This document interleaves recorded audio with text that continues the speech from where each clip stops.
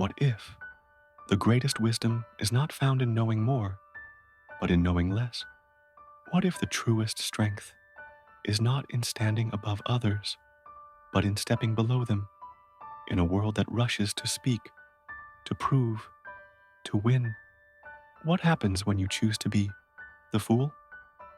Lao Tzu, the ancient Chinese philosopher, once said, "The wise are not learned, the learned are not wise." In the Tao Te Ching, he speaks of something strange to the modern mind, that the softest overcomes the hardest, that those who know do not speak, and that those who speak do not know. Pause for a moment. Let these words touch you. We spend so much of our lives trying to be seen as smart, as capable, as strong. We gather knowledge like trophies. We argue to defend our importance. We build identities like castles, afraid they might crumble if we don't guard them. But Lao Tzu invites us to something else entirely, to unlearn, to empty, to become soft again, like water. Water does not compete, but it carves mountains. It has no shape of its own, yet it shapes the world.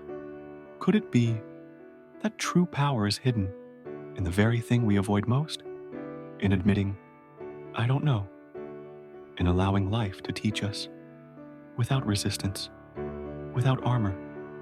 Imagine standing before the vastness of existence, and instead of clenching your fists to understand it, you simply bow your head and listen. You might ask, "But if I let go of trying to be smart, won't I fall behind?" Lao Tzu would smile gently and whisper, "Nature never hurries, yet everything is accomplished. The river does not race to the ocean, the tree does not strain to reach the sky, and yet they arrive perfectly in their own time."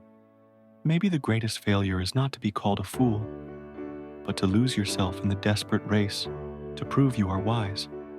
Ask yourself now, what would happen if I allowed myself to be small, to be unseen, to be soft? Would I lose anything real? Or would I finally find the part of me that has been hidden beneath all the striving? Think about the ocean. Its surface may rage with storms, but its depths remain still, quiet, unmoved.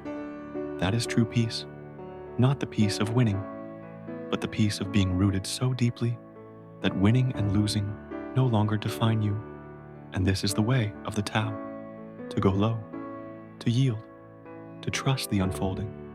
When you say, "I am the most foolish," you are not insulting yourself. You are freeing yourself from the heavy burden of always needing to be right, to be praised, to be important. And in that emptiness, life flows back in, like a dry riverbed after the rain, like a forgotten song, suddenly remembered. The Tao teaches, the highest good is like water. It nourishes all things without competing. Are you willing to be like water, to take the low places, to serve quietly, to exist without needing to be anything more than you already are? Pause here. Really feel this. What part of you is still grasping, still clinging, still shouting for recognition? And what would happen if you let it fall away, like autumn leaves carried off by the wind? Breathe. You do not have to know everything. You do not have to win anything. You only have to be, to listen, to receive, to trust. The fool who admits he knows nothing is closer to the Tao than the scholar who believes he knows it all. The child who marvels at the stars is wiser than the cynic who explains them away. There is nothing you need to add to yourself. There is only the great undoing, the softening, the remembering. Remember, you were always enough, even when you knew nothing, especially then. And maybe that is the final secret. When you embrace being the fool, you finally become free, no longer trapped in appearances, no longer carrying the weight of pride. You are like the valley, open to the rivers. You are like the sky, empty, but vast. You are like the Tao itself, invisible but eternal. So next time you feel unsure, when you don't have the answer, when you feel small, smile. You are closer to the truth than you think. You are not here to be impressive.